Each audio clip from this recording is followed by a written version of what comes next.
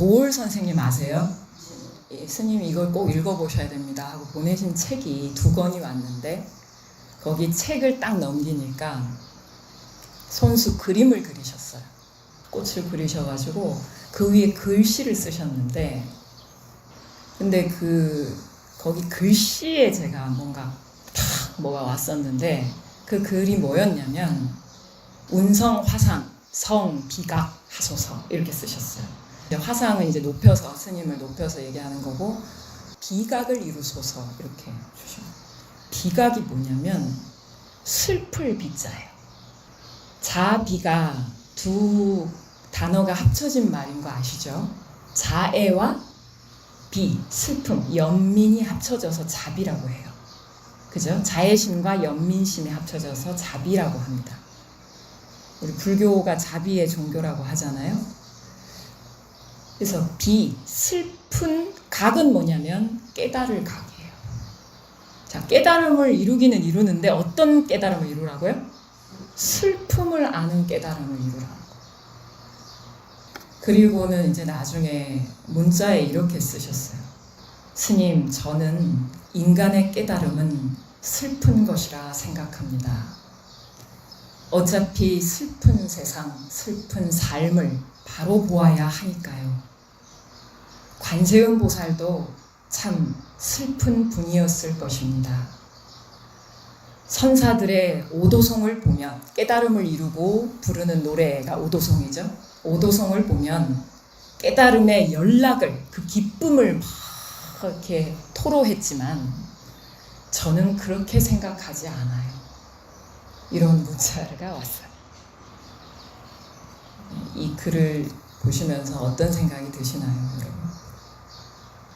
제가 오늘 이제 드리고 싶은 말씀은 이 비심, 연민심에 대한 얘기입니다. 연민이라는 것은 우리의 본성짜리 그대로인데요.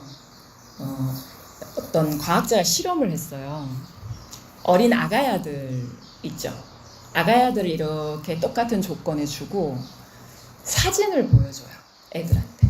하나의 사진은 막 서로 이렇게 행복하게 웃고 막 사이좋게 지내는 그런 사진이고 한 사진은 막 싸우고 전쟁하고 막 서로 폭행하고 이런 사진이에요.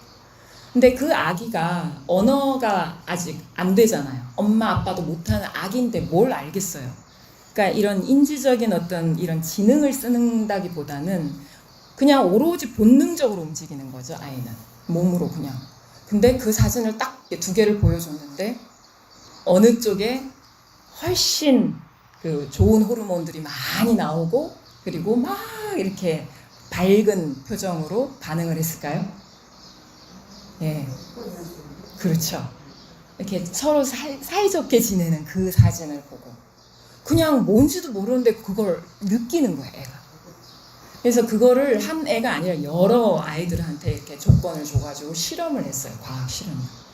우리는 사실 이 뇌 속에 타고날 때 거울 뉴런이라는 신경다발이 있다고 그래요.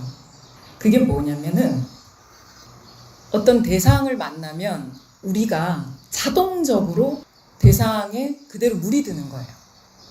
거울이 된다는 얘기예요. 그냥 서로 비추어주는 그런 신경이 우리 뇌 속에 다 있다는 거예요. 인간의 뇌에.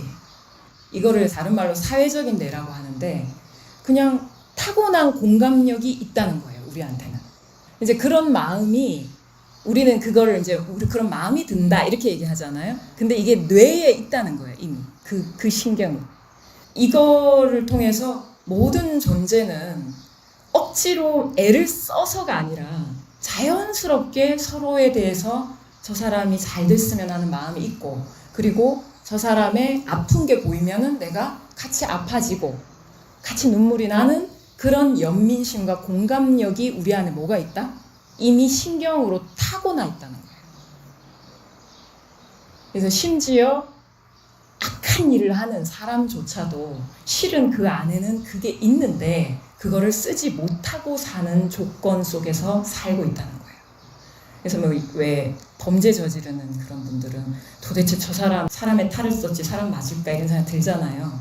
근데 사실은 그 사람도 타고는 났다는 거예요. 타고는 났으나 그거를 덮어버리는 무언가 다른 장애가 더 강하기 때문에 그걸 우리가 불교적으로는 과거 생에 지은 업장이 너무 강하다 보니까 그거를 더 많이 쓰는 거죠. 그래서 우리가 이걸 이렇게 표현합니다. 한번 따라해 보세요. 고향을 떠나 헤매고 다니는 나그네.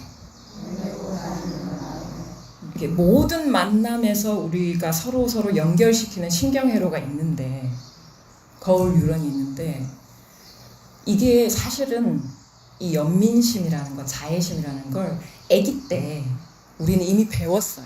이거를 따로 막 절에 와서 이런 법문을 듣고 수행을 해서 알기도 하지만 이미 알아요.